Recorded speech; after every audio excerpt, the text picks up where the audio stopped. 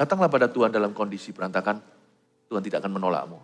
Tuhan siap untuk memperbaiki, meluruskan hidup kita. Dan Allah kita itu adalah Allah yang akan menyertai orang yang berani melangkah. Pada orang seperti itu Tuhan tidak berjanji keberhasilan tiba-tiba.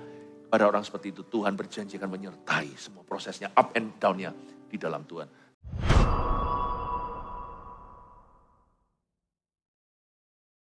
Kami mengasihi-Mu Tuhan, karena Engkau begitu baik terhadap kami. Lebih dari berkali-kali Engkau telah sabar menderita untuk kami. Terima kasih kami punya juru selamat yang murah hati, seorang juru selamat yang toleransi dengan kelemahan kami. Thank you Tuhan. Ajari kami hari ini bukan menjadi orang yang lebih baik, tapi ajari kami untuk menjadi seperti Kristus.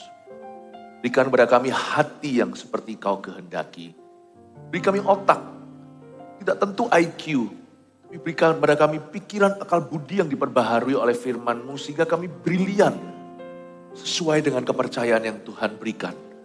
Berikan kepada kami ya Tuhan kemampuan untuk berbuah-buah lebat ya Tuhan Yesus.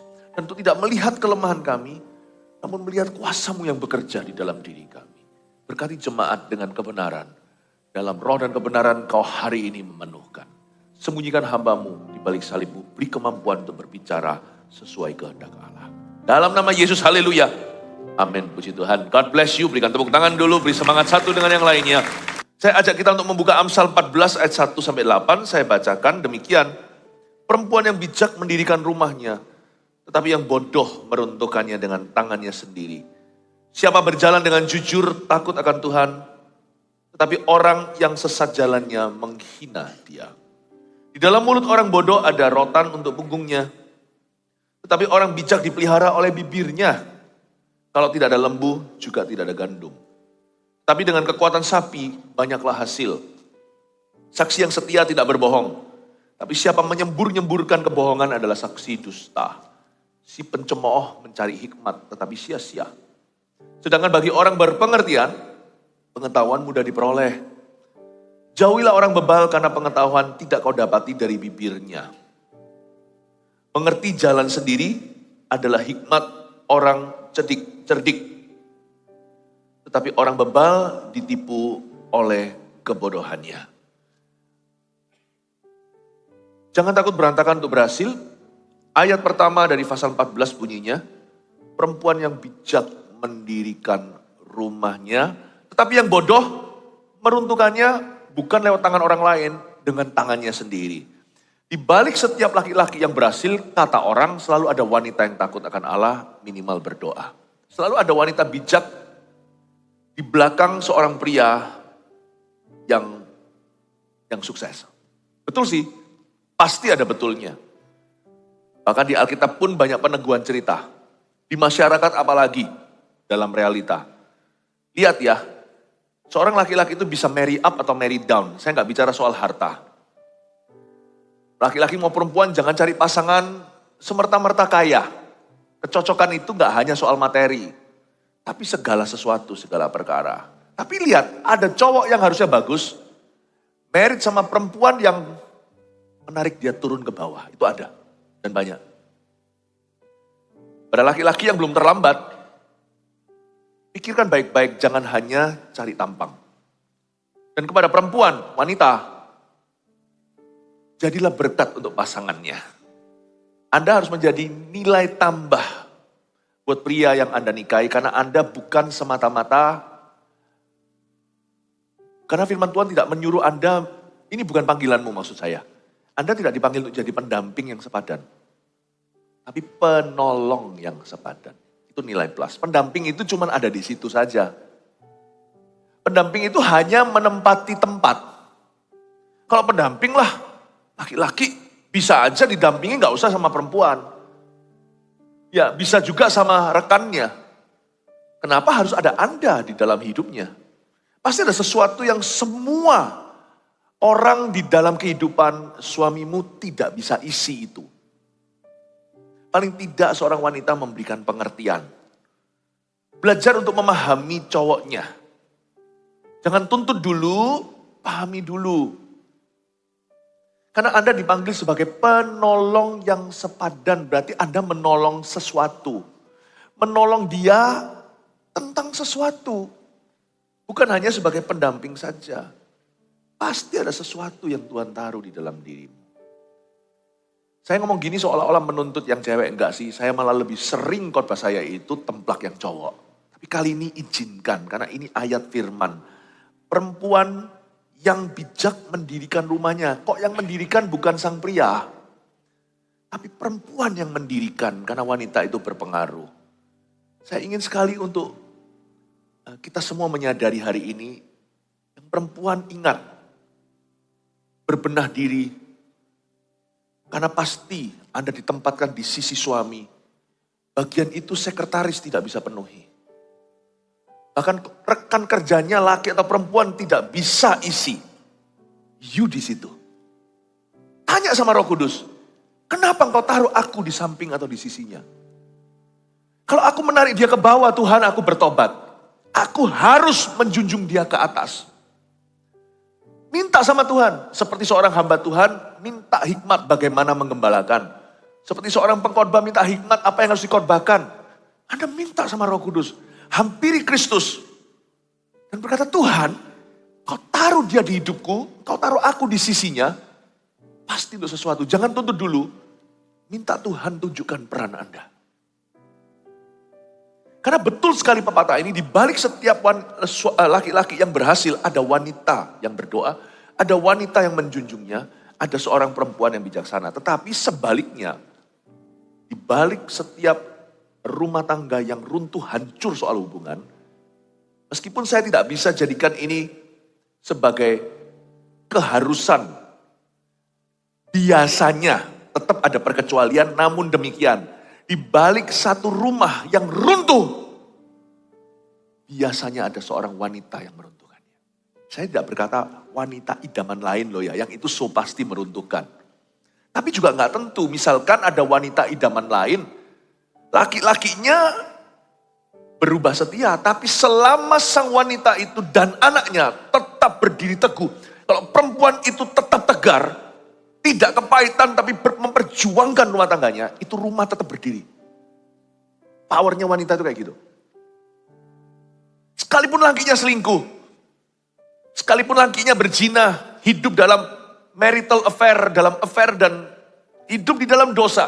Bahkan kalau perlu lakinya nggak pulang ke rumah, Aisang ike puhui dan jatuh cinta sama satu orang yang tidak pernah balik pulang.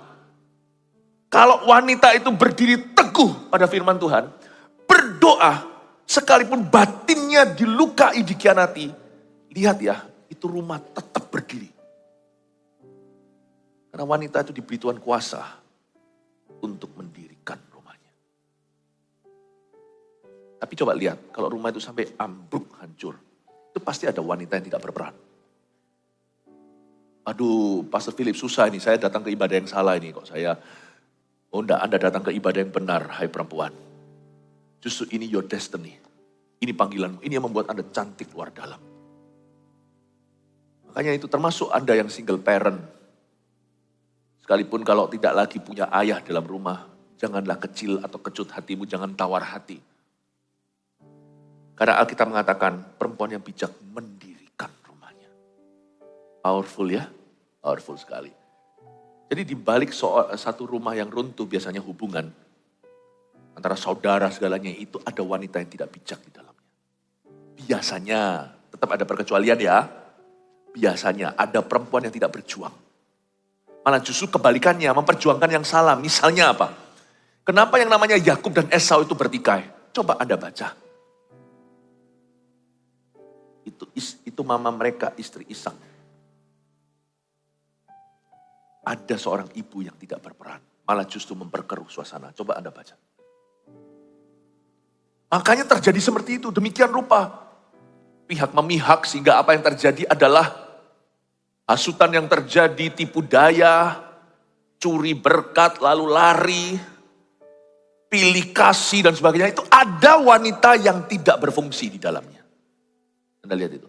Karena Alkitab mengatakan dan memperingatkan. Seorang perempuan yang kurang bijak aja, apalagi yang tidak bijak, akan meruntuhkan rumahnya dengan tangannya sendiri. Karena itu wanita harus rohani. Bukan hanya religius atau cuman kelihatannya cinta Tuhan, tapi prinsip-prinsipnya harus betul. Wanita tidak boleh punya pikiran yang tidak sesuai dengan firman Allah di dalam rumah tangga yang takut akan Tuhan. Ibu rumah tangga harus penuh dengan firman. Tugas Anda berat, Bu. Anda itu juga semacam imam terhadap suamimu dan imam terhadap anakmu. Seorang wanita itu juru selamat di dalam rumahnya. Dia itu arus tengah, ke atas ke plafon yaitu kepala keluarga, ke bawah yaitu ke kaki meja, yaitu putra-putrinya. Tapi oleh karena itulah Tuhan itu mengurapi Anda lebih. Saya jadi ingat kata-kata Naomi, kata-kata orang-orang waktu itu ketika Ruth membela nasib Naomi. Orang-orang Bethlehem berkata, yang kamu miliki itu lebih dari 7 laki-laki. Ruth itu begitu. Itulah berkat untuk setiap ibu rumah tangga atau mama dan keluarga. Anda juga bisa berprofesi tentunya di marketplace. Tetap bagaimanapun juga kalau Anda menikah, punya anak apalagi, Anda itu istri, status terutamamu dan juga ibu. Status lain itu tambahan. Mungkin agen asuransi, mungkin agen properti. Mungkin punya pekerjaan bisnis sendiri, entrepreneur. Atau Anda kerja di perusahaan mana. Itu tambahan. Bottom line, yang terbesar, kalau Anda sudah menikah dengan seorang pria, maka statusmu nomor 1 adalah istri. Berarti Anda juga semacam imam terhadap suami. Anda juga imam terhadap anak kalau dikaruniai putra-putri. Makanya itu, urapan Ruth itu. Makanya ada banyak di Alkitab itu, kitab yang dikhususkan untuk perempuan. Esther, Ruth, padahal Esther itu ada Mordekai kalau Anda baca, itu pamannya. Sepupunya tetapi usia paman, sepupu jauh terpaut umur mereka berdua. Mordekai itu luar biasa, malah dia itu pejabat. Tapi kenapa Esther yang diangkat? Perempuan itu memang luar biasa berpengaruh. Dan setan tahu, makanya setan ajak ngomong Hawa, bukan ajak ngomong Adam di Taman Eden. Berbincang-bincanglah dengan Kristus dalam rumahmu. Dan kalau Anda punya profesi di luar sana, wah, biar urapanmu bertambah. Berbincang-bincanglah dengan Kristus. Wanita harus jaga moralitas. Sebab di balik seorang laki-laki yang utuh, ada wanita yang bijak. Saya selalu ngomong juga dalam hidup saya nggak bisa sejauh ini kalau bukan karena istri saya. Kalau saya menikah, I can marry down. But I have married up. Dia membuat aku menjadi lebih baik. Paling tidak beberapa hal, mumpung istri saya lagi tidak di sini sekarang mendengarnya, saya boleh rasan-rasan. Dia membuat saya lebih tepat waktu. Dia membuat saya menjadi lebih profesional. Dulu saya nggak pernah ada agenda. Pokoknya kemana Roh Kudus suruh? Saya cuma pakai satu tas Alkitab itu ada sikat gigi di dalamnya. Tuhan suruh saya ke kiri, Tuhan suruh ke kanan, ke kanan. Sekarang agenda saya dibeber 1,5 tahun sebelumnya. Besok apa jam berapa semua on the dot. Saya berubah jadi orang sejak saya menikah sama istriku. I've married up. Tapi puji Tuhan, tanya sendiri sama dia, tentunya saya tidak mau komentar. Karena Alkitab melarang kita untuk memuji dirinya. Memuji diri sendiri itu tidak boleh, biar orang lain yang melakukan. Semoga istri saya juga bersaksi sama, menikah dengan saya, she has married up. Ya, semoga, nanti tanya sendiri aja. Mungkin dulu yang pemalu, karena saya ini orangnya tidak tahu malu. Mungkin dia lebih tidak malu-malu, karena sama saya. Ya kan? Dulunya orang meja, pokoknya mikirkan semua di balik layar, kirim situ, kirim sini, bantu orang. Sukanya bantu orang gitu. Gak mau tampil sama sekali. Tapi membuat semua pekerjaan sekelilingku beres semua. Mungkin sekarang lebih mau keluar muka. Paling gak terpaksa. Gara-gara sama saya. Married up. Tapi saya ngomong tentang perempuan dulu. Anda bukan pendamping yang sepadan, gak ada ayatnya. Penolong yang sepadan. How have you helped your husband be a more godly man? Gimana Anda telah membantu suamimu untuk menjadi orang yang lebih takut akan Allah? Gimana Anda bisa sharing suami Anda dengan Tuhan? Ya apa caranya? Makanya seorang wanita jangan lekas-lekas. Jangan lekas-lekas untuk terima cinta laki-laki. Benahi imamatmu. Benahi. Karena kebahagiaan Anda bukan siapa laki-laki yang bisa membahagiakanmu. Kebahagiaan rumah tanggamu suatu hari.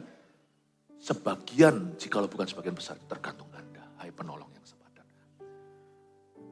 Perempuan yang bijak mendirikan rumahnya. Tapi yang bodoh meruntuhkannya dengan tangannya sendiri. Terlalu banyak cerita di dunia. Di balik semua rumah tangga yang runtuh, ada wanita. Tidak bijaksana. Jangan jadi yang kayak gitu ya. Jangan jadi. Kalau mama itu bijak, biasanya anak tidak akan bertikai. Sungguhan. Kalau mama itu bijak, lihat nanti ya. Suaminya itu bukan berarti semuanya harus beres, enggak ya. Tugas harus berbagi, pokoknya aku cuma cari money. Aku cari duit, kamu yang kerjakan semua rumah tangga, enggak fair itu. Korah-korah sama-sama kalau tidak ada pembantu rumah tangga. Tolong bantu-bantu, apalagi kalau punya bayi, enggak mau punya suster, ada loh orang yang begitu. Makanya itu yang laki-laki. Kecuali kalau memang keberatan banget, tapi kalau Anda itu mampu, meskipun tidak lepaskan anak itu hanya kepada seorang penjaga bayaran, tapi alangkah baiknya jangan suruh istri Anda itu melakukan A sampai Z dalam hidupmu. Jangan terlalu kaku filosofinya. Izinkan ada tangan-tangan yang membantumu. Suster juga gak apa-apa meskipun tetap kalau Anda tidak bisa percaya, monitor dan Anda melihatnya. Kasihani istrinya. Jangan berkata, enggak kita akan pegang anak sendiri. Anaknya 4. Ya gak apa-apa kalau bisa, kalau mampu silahkan. Tapi kalau enggak kasihan, nanti istri Anda cepat tua. Ingatlah bahwa peran dia utama itu bukan untuk bersih-bersih kora-kora, ganti diaper, popok segalanya. Kecuali kalau memang dia superwoman bisa segala sesuatu ya nggak apa-apa kalau itu kesepakatan. Tapi biasanya normalnya orang nggak semuanya itu punya kekuatan demikian. Suami harus belajar untuk fleksibel. Perhatikan untuk istrinya. Jangan suruh dia melakukan segalanya karena dia pada akhirnya peran dia utama adalah terhadap dirimu. Bukan terhadap anakmu. Ibu itu sementara sampai anak besar, istri itu sampai mati. Meskipun mama itu tetap seumur hidup ya, tapi perannya berkurang. Tetapi kalau tambah tua, lihat coba, peran istri semakin menjadi-jadi terhadap suaminya. Semakin tak terpisahkan. Jangan lupa, jangan jadikan istrinya, oh mentang-mentang gimana, tentunya bukan untuk alasan ekonomi saya ngerti, mungkin juga karena alasan idealisme. Gak apa-apa, kamu jaga semua anaknya segalanya, gak apa-apa, nanti akhirnya istrinya tidak berperan dalam kehidupan Anda. Nanti tidak tertata. Tolong dalam membuat kebijakan-kebijakan berhikmatlah. Apa yang baik, apa yang enggak. Setiap keluarga saya tidak bisa tentukan. Setiap family itu ada sendiri-sendiri. Saya berikan prinsipnya. Amin Bapak Ibu Saudara. Saya tidak berkata pro dan kontranya. Saya tidak mengurusi pro dan kontranya. Punya tangan-tangan yang membantumu atau tidak itu urusan keluarga masing-masing. Itu putusin sendiri. Cuman filosofinya di sini. Eman-eman istrimu. Sayangi dia. Paham ya Bapak Ibu Saudara? Semoga ini menjadi hikmat di lapangan, menjadi bahan pertimbangan untuk Anda memutuskan, khususnya keluarga muda yang belum menikah juga sama, yang cewek-cewek di sini. Bangun imamatmu, bangun ketangguhanmu. Mungkin ada area tertentu kenapa belum dikasih pacar. Gak tentu karena itu ya, jangan berkata nanti kalau aku sudah dapat semuanya itu, sudah aku betulkan dalam benak aku pacar pasti tiba, ya gak tentu. Gak tentu. Tapi maksud saya itu, sebelum Anda menjalin hubungan, itu bangun dulu. Pastikan prinsip-prinsip hidupmu udah benar. Pastikan Anda semakin dewasa rohani dan berbuah. Jangan tergesa-gesa. Karena orang selalu berkata cowok itu imamnya. Jangan lupa loh, hari ini firman ini mengatakan bahwa perempuan yang mendirikan. Mendirikan rumah. Jikalau mungkin pria itu yang menjaga rumahnya. Pria yang takut akan Allah tidak membiarkan, tidak mengizinkan rumah tangganya itu punya trauma.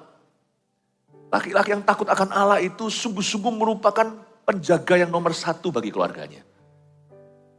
Tapi wanita itu detil-detilnya, mendirikan rumah itu kan semua dekornya.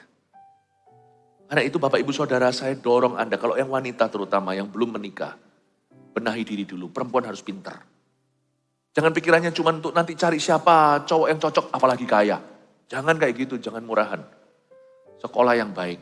Mungkin gak usah sekolah super-super tinggi, kalau memang bukan jurusannya, kalau dokter lain cerita atau sekolah-sekolah yang lain misalnya. Tapi kalau Anda tidak punya satu cita-cita tertentu yang menuntut pendidikan tertinggi misalnya, tetaplah usahakan untuk perguruan tinggi.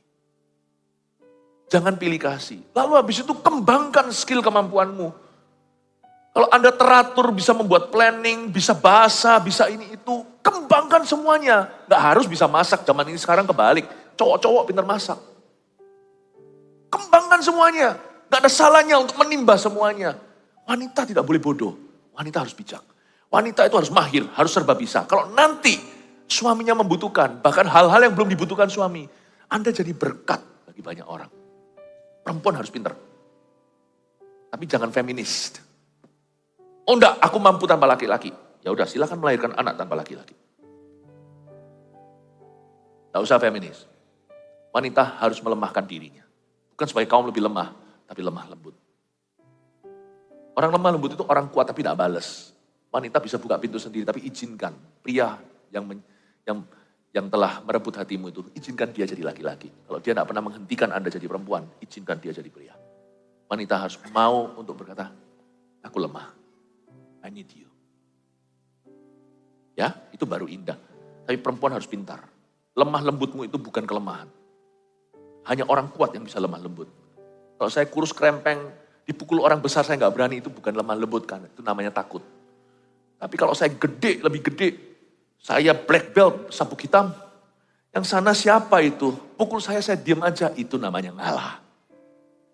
Wanita harus pintar. Wanita harus tegar. Wanita harus kuat, harus berprinsip. Seperti Deborah, ketika Barak minta nasihat, kadang-kadang suami akan menjadikan wanita tempat nasihatnya. Tidak tentu wanitanya itu konselernya, tapi perempuan menjadi bahan pertimbangannya. Gimana menurut kamu segalanya supaya setara? Itu didapatkan sejak muda. Makanya itu anak perempuan yang punya anak perempuan di sini. Jangan miliki visi yang rendah untuk dia. Miliki visi yang tinggi untuk anak perempuanmu. Jangan beda kasih di budaya-budaya tertentu, misalnya budaya yang sangat totok sekali. Budaya yang sangat tradisional misalnya. Anak laki-laki itu jagoan, harganya itu seolah-olah barternya gini. Satu laki itu sama dengan 2 perempuan. Atau satu laki sama dengan 7 perempuan. Siapa bilang? Siapa bilang? Jangan punya visi yang rendah untuk anak perempuan. Karena Alkitab mengatakan perempuan yang bijak, lupakan kata rumah, mendirikan. Your daughters will build something. Putrimu itu akan membangun sesuatu bersama dengan Kristus. Lengkapi dia. Lengkapi dia. Kalau semuanya perempuan itu adalah anak pertama Anda, jangan tunggu anak keduanya cowok, nanti di situ Anda investasi waktu. Kalau dia anak sulung, Tuhan sedang berbicara kepadamu bahwa dia nanti akan menjadi perangkat keluarga. Dia harus punya hikmat. Tapi yang kasihan adalah anak cewek yang bungsu, yang paling terakhir. Nggak apa-apa lah, udah ini pupuk bawang. Jangan salah. Tuhan taruh dia di paling belakang itu untuk alasan. Karena biasanya gizi terakhir itu yang paling bagus. Tuhan taruh di situ bukan sisa-sisa. Zamannya Yesus, anggur itu paling manis itu di belakang yang paling mahal. Jangan pilih kasih. Siapa yang punya anak perempuan, miliki visi yang tinggi. Tapi kalau selama ini Anda adalah anak perempuan yang selama ini dibedakan, jangan sakit hati. Tuhanmu tidak begitu. Kalau gitu, kalau Anda tidak ditraktir oleh papa mama, madu, susu dan madu dari Kanaan itu, traktir dirimu sendiri. Katakan, tidak apa-apa, aku ampuni, tapi sekarang aku tidak mau percaya bahwa ini nasibku. Aku akan tempuh, aku akan sungguh-sungguh melayani, aku akan berbuah lebat, dan suatu hari aku akan menjadi berkat besar bagi keluargaku. Paham ya Bapak Ibu? Semoga ini jadi berkat buat semua. Siapa yang diberkati, berikan tepuk tangan untuk Tuhan. Jangan takut berantakan untuk berhasil, jangan takut mencoba juga, jangan takut berusaha. Kita lihat ayat 2 sekarang. Siapa berjalan dengan jujur, takut akan Tuhan. Tetapi orang yang sesat jalannya menghina dia, apa maksudnya? Siapa berjalan dengan jujur dalam bahasa Ibraninya itu lebih ke siapa berjalan dalam kejujurannya. Aneh. Orang sudah jujur kok harus tetap berjalan dalam kejujurannya itu gimana? Bahasa Inggrisnya, he who walks in his uprightness. His-nya H huruf kecil, artinya dalam kebenaran atau kejujuran orang itu sendiri. Gak ada orang jujur itu gak ada di dunia. Tapi yang ada hanyalah orang yang sengaja untuk jujur setiap kali. Gak ada.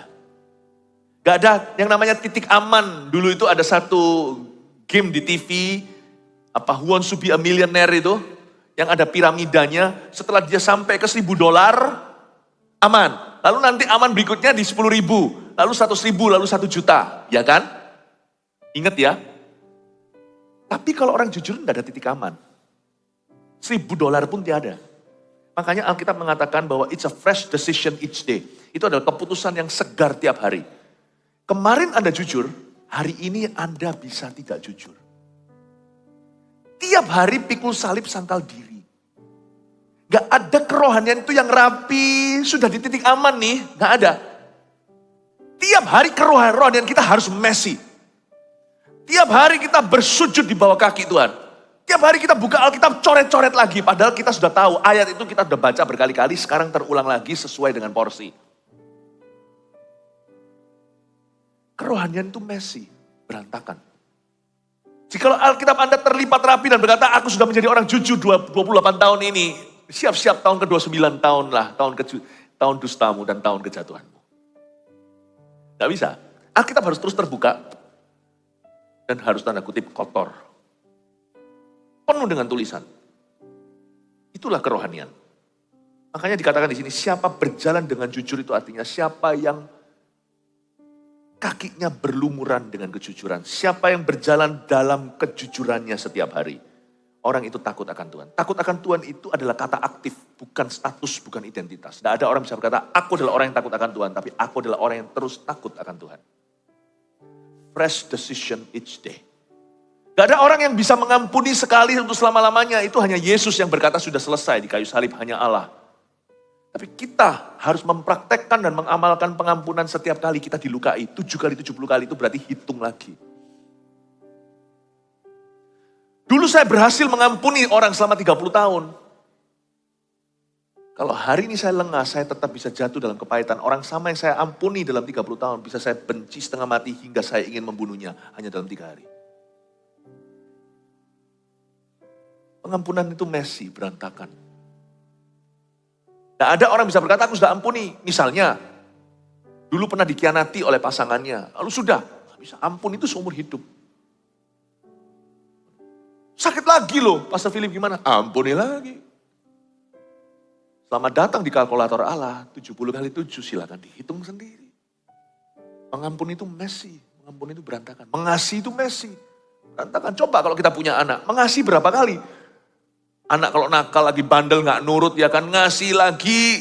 Dia berubah baik nanti suatu hari buat kesel lagi kita ngasih lagi. Kasih itu berlanjut to be continued. Sinetronnya gak pernah berhenti. Selama kita hidup, siap-siap berlumuran kaki kita dengan kejujuran. Ya.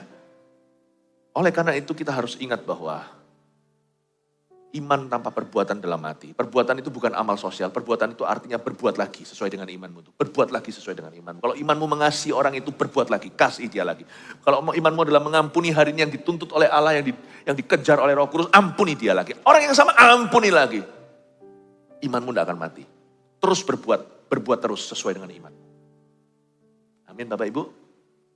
Bagaimana dengan kalau saya sudah jatuh? Nah iman kita adalah pada kebangkitan, bukan kejatuhan. Bukankah kita merayakan kebangkitan Tuhan barusan berapa lama yang lalu? Bangkit lagi. Alkitab mengatakan di kitab Amsal pula 7 kali orang benar jatuh, 7 kali dia bangkit. Itu dia. Orang benar akan hidup oleh imannya itu bukan iman percaya, iman berbuat. Buat lagi sesuai dengan imanmu, buat lagi sesuai dengan imanmu. Let your hands never get tired. Jangan bizinkan tanganmu letih lesu. Coba lagi, bangkit lagi, get messy, berantakan. Ini bukan berantakan artinya rumahnya berantakan. Kalau yang seperti itu, yang punya rumah harus belajar setia dalam perkara sederhana. Mau cari tahu, misalkan kalau Anda mau lihat apakah seorang anak muda itu siap pacaran, gak lihat aja kamarnya berantakan gak? Gimana bisa urus rumah tangga kamarnya aja seperti kamar pecah? Bukan berarti jadi orang yang yang harus semuanya lurus. Apa itu namanya? OCD atau BCD, apa itu? Soalnya saya juga begitu, bukan rahasia sedikit. Barang saya digoyang orang saya tahu. Agak over, itu pun saya sekarang sengaja kadang-kadang tak miringkan supaya kalau saya kelihatan sesuatu tuh miring itu, gak bisa tidur. Saya agak gitu sih, jadi saya mengerti setiap kita itu gak ada normalnya, semua kita itu ada anehnya. It's okay. Hidup dalam Kristus itu memang messy. Kita gak usah sempurna hari ini. Jangan coba konselingi orang untuk orang itu jadi normal. What is normal anyway? Normal itu apa sih? Buah itulah takarannya. Kalau kita berbuah kita jadi berkat buat orang. Jangan suruh orang jadi persis seperti Anda, karena Anda juga gak normal. Tangkap ini Bapak Ibu Saudara. Gampang mau lihat. Orang itu siap enggak untuk mengarungi rumah tangga. Lihat aja kamarnya. Seperti pecah enggak? Siap-siap nanti. Pulang ke rumah. Loh, Pulang ke rumah nanti suatu hari, kalau ini yang amburadul adalah istri, perempuannya, nanti jangan kira dengan pernikahan istri itu akan berubah tiba-tiba lalu. Nanti yang pecah bukan kamarnya, seluruh rumah. Laki juga sama. Tapi yang teraturan juga ada bahayanya. Nanti goyang sedikit marah-marah. Nanti nggak teratur, rasanya mau jambak nih kepala. Memang semuanya jadi teratur, tapi jadi ketakutan satu rumah. Nah, bisa nggak yang messy ini, yang berantakan rumahnya itu lebih rapi? Yang terlalu rapi itu agak sedikit messy, bisa nggak sih? Yang satu itu bicara tentang kebersihan, higienis. Yang satu lagi bicara tentang toleransi. Nggak apa-apa lah. Kalau enggak nanti kita jadi orang yang rewel, dikit-dikit, ayo miringin ini, miringin. Waduh gak enak hidup satu rumah dengan orang yang begitu, cerewet sekali. Untungnya saya gak begitu. Gak apa-apa, silakan miring-miringkan semua, nanti semua pulang baru saya luruskan. Mau tahu orang itu siap gak berumah tangga? Lihat kamarnya. Jangan ke kamar tapi kayak yang pacaran ya, suruh temen yang lihat. Bagaimana kita bisa atur? Jangan, ini bukan messy berantakan rumahnya. Ini berantakan dalam arti berusaha mencoba bangkit melakukan apa yang benar. Messy. Belajar dari kesalahan, bangun lagi yang runtuh itu. Sukses itu gitu, sukses itu bukan sempurna. Perfection is not success. Sukses itu mencoba. Sukses itu jalan terus. Ini yang dimaksudkan di Alkitab. Siapa berjalan dengan jujur takut akan Tuhan. Tapi orang yang sesat jalannya menghina Dia. Di dalam mulut orang bodoh ada rotan untuk punggungnya, ayat 3. Tetapi orang bijak dipelihara oleh bibirnya. Coba lihat di mulut orang bodoh ada rotan untuk punggungnya sendiri. Jadi lucu ya. Dia nggak perlu algojo untuk memukulnya. Mulutnya sendiri produksi rotan untuk punggungnya. Apa maksudnya di sini? Ini maksudnya orang-orang yang angkuh dan sombong, yang attitude sikap hatinya itu salah di hadapan Allah. Itu biasanya kata-kata mereka bukan hanya melukai Allah, melukai sesama dan akhirnya melukai dirinya. Hati-hati gunakan mulutmu. Messy itu berantakan boleh dalam hal mencoba, but not in your words. Bukan dalam kata-kata. Karena di kata-kata kita ada kuasa. Kata-kata kita tidak boleh messy, kata-kata kita tidak boleh berantakan. Orang kata, ya memang dia orangnya gitu ceplas-ceplos, ya nggak apa-apa. Orang ceplas-ceplos itu boleh, asal dia juga bisa terima orang ceplas-ceplos sama dia. Kalau dia nggak bisa terima itu udah adil namanya. Ya enggak. Ada orang yang bisa ditoleransi sama kawan-kawannya, memang dia dari dulu gitu, ceplas-ceplos. Tapi coba Anda perhatikan, orang ceplas-ceplos itu nggak kenaan. Kalau dia yang diceplosi, dia marah. Loh, kalau gitu ya nggak fair. Itu bukan ceplas-ceplos bro, itu namanya bullying. Ayo, to be fair, coba. Kalau sana ceplos-ceplos, yang lainnya ceplos-ceplos, oke. Nah itu namanya orang memang begitu. Ya sudahlah, kalau gitu-gitu ya kita bisa ngerti. Jadi jangan pernah dengan alasan memang aku dari dulu ceplos-ceplos begini, mau apa? Berubah. Itu bukan messy berantakan yang ditoleransi. Sebab kata-kata kita itu mengandung salvation and provision, pahami itu. Alkitab mengatakan kata-kata kita itu mengandung keselamatan, ada kuasa dalam perkataan kita dan mengandung persediaan Allah. Karena kita percaya, kita menerima. Di mulut kita mengaku. Di dalam mulut orang bodoh ada rotan untuk punggungnya. You see, ini ayat ya. Saya pakai bahasa Inggrisnya dulu. If you are your worst enemy, you do not need any other enemies to destroy your life. Jikalau dirimu adalah musuhmu yang terbesar, Anda sudah tidak perlu musuh lainnya untuk menghancurkan hidupmu. Mulut orang yang tidak dijaga adalah musuh orang itu. Orang begitu, gak usah dibalas, sungguhan. Diam aja, gak usah didoakan tuh hukuman Allah, sungguhan. Diamin aja, tinggal tunggu waktu TikTok, dia akan hancur. Kalau orang itu adalah musuh terbesar dirinya sendiri, orang itu akan hancurkan atau self-destruct, akan hancurkan dirinya sendiri. Ini juga peringatan buat kita yang ceplas-ceplos, yang berantakan, messy kata-katanya. Yang suka mengucapkan kalimat-kalimat yang bahkan kita sendiri akhirnya memilih untuk tidak ingat atau memang melupakan janji. Orang-orang yang suka lukai kanan kiri, yang suka gosipi dan sebagainya, mulut seperti itu tidak mendatangkan berkat, mendatangkan rotan bagi punggungnya. Amin Bapak Ibu Saudara, semoga ini kita bisa mengerti bahwa Mulut yang begitu tidak akan membawa keberhasilan, tapi membawa celaka. Celaka bagi orang mendengarnya, tapi lebih celaka bagi orang yang menyemburkannya. Ayat 4. Kalau tidak ada lembu, juga tidak ada gandum. Loh kok bisa sih? Lembu kan bukan gandum. Lembu itu kan dagingnya diambil, bukan. Maksudnya ini gini, kalau tidak ada lembu yang membajak sawah, juga tidak ada gandum. Tetapi dengan kekuatan sapi, banyaklah hasil. Dengan kata lain, revival is messy. Success is messy too. Kalau kita mau semuanya itu rapi, tidak beresiko, ya nggak kemana-mana atau melakukan apa-apa. Tidak ada lembu yang nggak ada panen, saudara. Tidak ada gandum. Coba lihat kalau sawah itu dibajak, itu terdolak-dalik tanahnya. Itu bolak-balik, upside down. Tanahnya jadi jelek semuanya. Orang yang rapian, rasa eman, rasa sayang, ampun, tanah kok digituin, bagus-bagus, bisa ini itu. Kalau Anda mau gandum, harus resiko bajak tanah itu buat jelek. Ya. Orang kalau mau sungguh-sungguh berkenan pada Tuhan, gak boleh terlalu memikirkan penampilannya. Penampilan itu hanya untuk memuliakan Allah, lakukan terbaik, tapi gak boleh. Apa ya? Aku mau nyanyi untuk Tuhan. Kalau kita datang ke gereja, it's okay untuk messy. Jangan takut kalau nangis, bulu matanya copot juga gak apa-apa. Ya.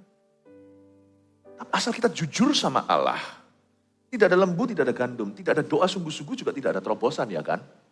Doa sungguh-sungguh kadang-kadang messy loh. Doa gak bisa tahan-tahan. Saya ini orang yang cukup tegar. Namun demikian kalau saya doa, ketika hati saya terjamah, saya gak bisa, saya pasti nangis. Dan kalau saya nangis, saya meler langsung. Saya peduli amat. Kalau memang itu saya butuhkan, kalau hari ini saya membutuhkan jamanan, kalau saya mau mendekat sama Tuhan dengan resiko saya nangis, nangislah saya nggak apa-apa, paling habis tisu. Paling ngadep ke situ sedikit, sisi-sisi. Nggak apa-apa sih. Tapi kalau orang datang beribadah nggak mau messy, ya nanti akhirnya cuman jaga image untuk orang lain, for others to see. Karena gitu nggak akan ngalami Kristus sih. Bukan karena Kristus tidak bisa menjamah orang demikian. Orang demikian tidak mau menjamah Kristus karena takut nanti dia berantakan. Hanya Tuhan cinta anak kecil kalau mereka menari-nari untuk Tuhan. Tidak ada lembu ya juga tidak ada gandum. Kalau kita perfeksionis, ini perfeksionis nggak baik. Satu sisi baik, perfeksionis itu berarti orang yang mau kudus semuanya sempurna itu juga baik. Berarti orang begitu bisa dipercaya. Tapi mereka orang demikian tidak bisa di garis depan. Karena untuk orang yang membabat alas, orang yang menembus batas, orang yang menjadi pioner, yang menjadi orang pertama yang lemparkan batu. Ya. Waktu Daud melemparkan batu ke dahi Goliat, dia gak mikir meleset gak ya, dia lakukan terbaik tanpa mikir ini meleset gak ya. Dia sudah punya 4 batu lain cadangan, semuanya 5 di kantongnya. Pokoknya gua sikat, dia gak ragu. Orang di garis depan tidak boleh mikir banyak. Tidak boleh. Inilah juga termasuk kesalahan banyak ayah. Papa doa, enggak, Papa enggak bisa doa. Doalah, belepotan enggak apa-apa doalah. Karena doa Anda ketika berdoa, anak Anda akan melihat ayah mereka adalah imam. Meskipun doanya itu lucu membuat yang lainnya tertawa. Jangan takut belepotan. Yang penting Anda berfungsi. Oh enggak disuruh khotbah di atas sini di depan ribuan kok saya ngerti itu bisa mati kaku. Tapi anak-anaknya ayo doa makan doalah. Doalah. Usahakan. Gimana kalau nanti berantakan doaku? Nggak apa-apa. Nggak bisa jadi imam. Imam pertama, imam ke-1, imam di depan satu keluarga. Kalau Anda tidak belepotan. Dan gimana bisa rapi kalau Anda belepotan dulu? Tuhan, mungkin doanya lucu. Terima kasih untuk kangkungnya. Anak-anaknya mulai ketawa. Aku usir setan dari makanan ini. Mana ada setan di makanan? Gak apa-apa. In the long run, anak Anda dapat berkat. Yang merasa, papaku gak bisa doa. Berusaha. Nanti suatu hari waktu anaknya ditantang untuk jadi CGL. Dia ingat ayahnya, papaku gak bisa pun mau. Sehingga pendeta waktu berkhotbah, di mana ada kemauan pasti Tuhan buka jalan. Yang Tuhan cari bukan orang mampu tapi orang mau. Dia bisa aminkan di bawah, aku lihat papaku begitu. Berkatmu itu lebih daripada doanya. Jangan takut messy. Apa disuruh baca firman, suruh menyampaikan kesaksian. Gugup, sampaikan aja. Gak apa-apa. Jangan takut.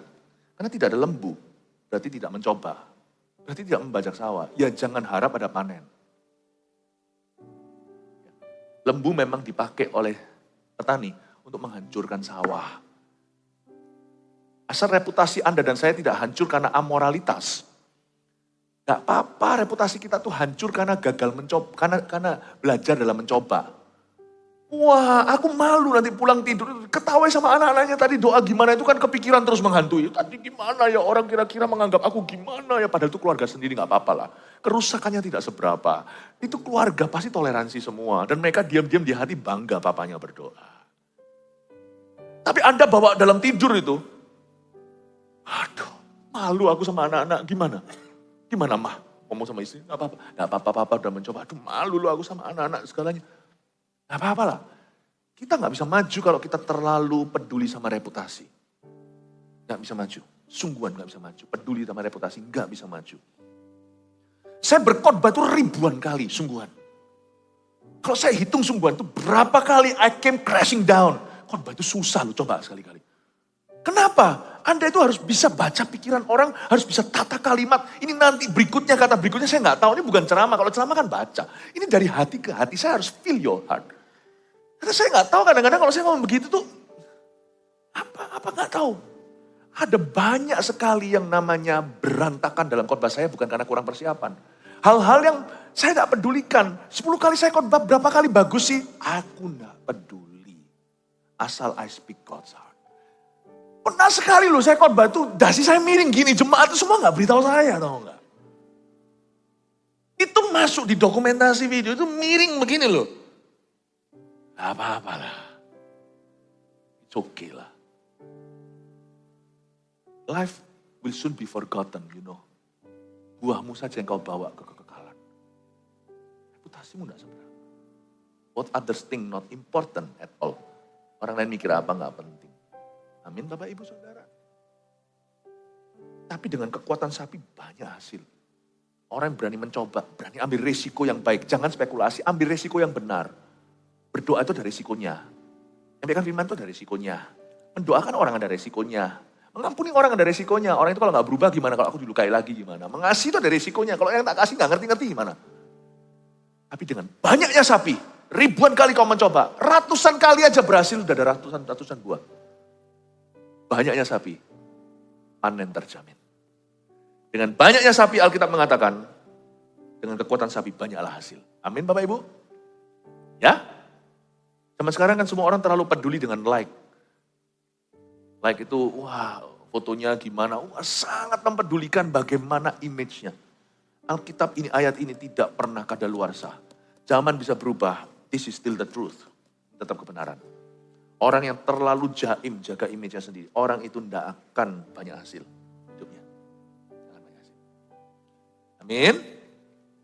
Semoga diberkati Tuhan. Anda bisa nangkap semuanya ini ya. Semoga saya bicara hal-hal yang sifatnya kebenaran dalam hatimu. Tapi kebenaran di lapangan. Yang gini-gini bukan prinsip saja tapi hikmat-hikmat di jalanan. Ini yang sebut hikmat jalanan ya gini. Ini yang namanya street smart. Saksi yang setia tidak berbohong ayat 5. Tetapi siapa menyembur-nyemburkan kebohongan adalah saksi dusta. Maksudnya apa? Saksi yang setia tidak berbohong. Saya garis bawahi di Alkitab saya. Saksi yang setia nggak berbohong. Bersaksi itu mudah, sungguhan mudah. Entah itu bersaksi secara formal, ayo si ini mau bersaksi. Atau bersaksi sama temannya, bukan dalam sebuah pertemuan. Tapi Anda tergerak ngomong, aku mau ngomong sama kamu ya. Bersaksi itu gampang pol. Ya sana bisa khotbah, sana fasilida. Bukan. Bersaksi itu prinsipnya ini, ngomong apa adanya. Asal Anda tidak menyemburkan kebohongan menjadi saksi dusta, kesaksianmu selalu benar di mata Tuhan. Asal yang Anda ucapkan itu satu, apa adanya yang Anda alami. Dua, yang lebih penting tentunya, selalu arahnya kembali ke Kristus. Gak bisa salah. Kalau benteng-bentengannya itu bentengnya adalah Kristus, gak pernah salah. Anda gak bisa tersesat dalam kesaksian.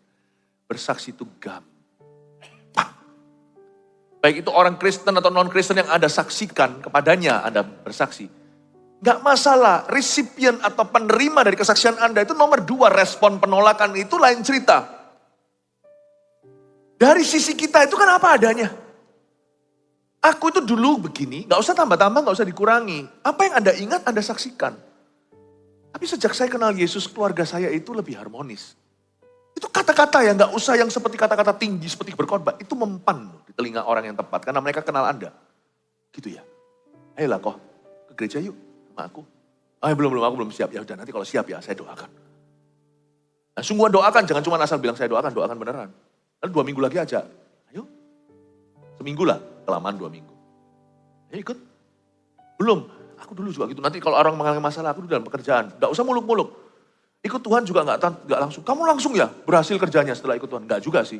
Wah banyak susahnya. Nah ngapain ikut Tuhan? Tapi lain itu mas. Saya itu rasa damai tuh dalam masalah saya. Ngomong aja apa adanya. Orang bisa nilai kok Anda bohong atau jujur atau dusta. Asal Kristus. Lain cerita kalau aku mau kesaksiannya, dulu aku gini, ceritain malah dosanya 2 jam diceritain. Gak berpusat pada Kristus ceritain, akhirnya orang hilang, tersesat dalam kesaksian Anda. Yang Anda saksikan itu Kristus atau masa lalumu. Masa lalu itu kan hanya pemanis saja ke Kristus. Bersaksi itu gampang dan gak apa-apa belepotan. Gak jelas ini, gak apa-apa. Lama-lama kan kita peka sendiri, orang itu kok terus lihat jam ya. Pertama kita gak ngerti, lihat jam. Ternyata kita kepanjangan. Pekanya bisa nambah lah. Yang penting berani dulu. Saya itu paling suka lihat orang itu berani dulu. Saya suka. 2 macam orang dalam kehidupan saya yang selalu bekerja sama adalah orang pertama. Yang kalau saya beritahu sesuatu itu langsung berkata, bisa tapi gak melakukan apa-apa. Orang itu memberi harapan palsu, PHP namanya. Tapi ada orang tertentu, bisa gak bisa. Kalau dia merasa gak bisa, dia tanya dulu. Sebentar, kalau begini gimana, kalau begitu gimana. Dia hanya mau clear aja untuk memastikan cara pikiran kita selaras, gini-gini. Oh gitu-gitu. Oke, saya coba ya. Saya senang dengan orang gitu. Saya coba. Kecuali kalau saya suruh dia lakukan sesuatu yang salah. Kalau saya lakukan sesuatu yang baik, tapi dia belum pernah coba. Kalau dia berkata, aku coba dulu. Orang gitu saya suka spiritnya. Apalagi berkata, bisa. Padahal saya tahu level of difficulty atau level kesusahannya. Bisa. Gimana? Lalu saya balik tanya, karena saya worry kan, saya khawatir. Nah, nanti kalau gini-gini gimana? Gak apa-apa, saya coba dulu kok. Nanti setelah saya coba, saya cari jalan gini. Nanti saya beritahu Koko. Doakan ya, supaya bisa. Orang begini. Yang kayak gini tuh loh. Kekuatan sapi yang banyak hasilnya itu kayak gini. Saya suka kerja sama dengan orang begitu. Daripada yang pesimis, gak bisa. Aku gak punya ini, gak bisa. Gak bisa melulu. Rapi mejanya, tidak berbuat apa-apa. Meja itu harus seperti kapal pecah. Meja kerja, bukan kamar tidur Anda. Meja kerja itu harus seperti kapal pecah. Bukan karena sembarang buang sampah, tetapi karena begitu banyak bidang yang kita usahakan, kita mencoba cari jalan. Tidak apa-apa jadi kapal pecah. Tapi dia berkata, bisa. Kekuatan sapi. Banyak hasilnya. Saya paling suka kerjasama dengan orang begitu dalam hidup saya. Itu orang-orang seperti 2 pengintai, bukan 10 pengintai yang tidak masuk ke Kanaan. Ya, amin. Semoga Anda dapat berkat. Kita lihat beberapa ayat lagi. Cuma 3 lagi sisanya. Si pencemooh mencari hikmat, tapi sia-sia. Sedangkan bagi orang berpengertian, pengetahuan mudah diperoleh. Artinya si pencemooh mencari hikmat di tempat tapi sia-sia. Gak ada orang mencari hikmat sia-sia, kecuali kalau dia mencarinya di tempat yang salah. Mau cari hikmat di mana? Lihat ini. Sedangkan bagi orang berpengertian, pengetahuan mudah diperoleh. Kalau kita mau mencari hikmat, carilah di sini ya. Di Alkitab, di gereja. Cari di sana. Dan cari di dalam keluarga yang takut akan Allah. Di sana ada banyak hikmatnya. Kalau Anda kekurangan hikmat, saya sarankan ya. Saya sarankan kalau lagi sumpek nih, lagi kesel nih, lagi rasa hidup kita susah. Saya orang paling susah di seluruh dunia, saya sarankan jangan ke mall. Selain ke gereja ya. Misalnya kalau ada gereja di mall seperti di sini, ya ke gereja. Tapi ada satu tempat lagi yang saya bisa rekomendasi. Kalau Anda mau cari hikmat, jangan ke pesta. Kalau kita lagi sumpah kesel gimana, kita perlu pelampiasan malah cari. Kalau kita bergaul dengan yang salah, kita malah nanti akan pelampiasannya ke tempat yang salah pula. Wah kita minum-minum hanya lupa sebentar, lalu kembali lagi, belum lagi nanti hangovernya, lalu pusing sekali kena alkohol karena kelebihan. Lalu tiba-tiba belum lagi kerusuhan yang terjadi, orang bisa emosi ketika lagi di bawah pengaruh. Lalu habis itu belum lagi nanti masalah-masalah komplikasi yang terjadi, lalu pulang ke rumah, besok masalahnya masih di situ. Mau sampai kapan nih? Narkoba, nanti masalahnya beda, masalah udah pergi, narkobanya masih di sana. Saran saya, kalau selain di gereja, selain ke ruang doa Anda, pergi ke tempat perkabungan, Khotbah katakan lebih banyak hikmat daripada di tempat pesta. Waktu kita melihat, kita hanya bisa menghibur. Mungkin kita tidak bisa ngomong apa-apa, ikut nangis dengan yang nangis. Seorang yang mungkin meninggal, yang Anda kenal, keluarganya yang ditinggalkan, yang berkabung, pergi ke situ, hibur mereka. Lupakan masalahmu, lihat masalah orang lebih besar. Anda pulang, saya garansi, Anda lebih iba kepada keluarga itu, Anda lebih ceria.